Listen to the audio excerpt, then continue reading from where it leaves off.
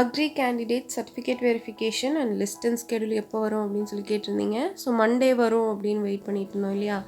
இன்றைக்கே வந்துருச்சு. உங்களோட லிஸ்ட்டில் நேம் இருக்கா அப்படின்னு சொல்லி பார்த்துட்டு சீட் அலாட்மெண்ட் லெட்டரை டவுன்லோட் பண்ணிக்கோங்க. உங்களுக்கு ஸ்லைடிங் நீங்கள் அப்ளை பண்ணணுன்னாலும் சர்டிஃபிகேட் வெரிஃபிகேஷனுக்கு போகணும்.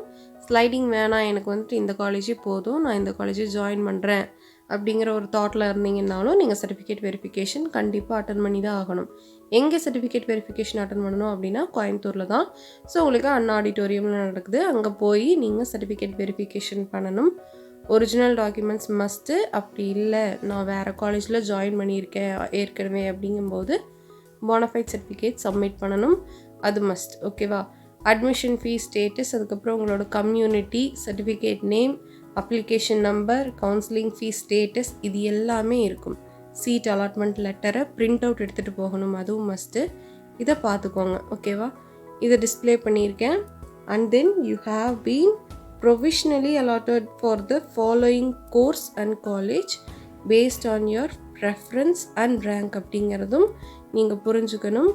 உங்களுக்கு பிடிச்ச காலேஜ், உங்களோட ட்ரீம் காலேஜ் உங்களுக்கு இன்னும் வேணும், நான் வந்துட்டு அப்கிரேட் பண்ணணும் அப்படிங்கிற மாதிரி இருந்தாலும் நீங்கள் சர்டிஃபிகேட் வெரிஃபிகேஷன் அட்டன் பண்ணணும். டேட் அண்ட் டைம் கொடுத்துருக்காங்க, ஃபாலோ பண்ணிக்கோங்க. All the best all of you. Share your knowledge as much as you can.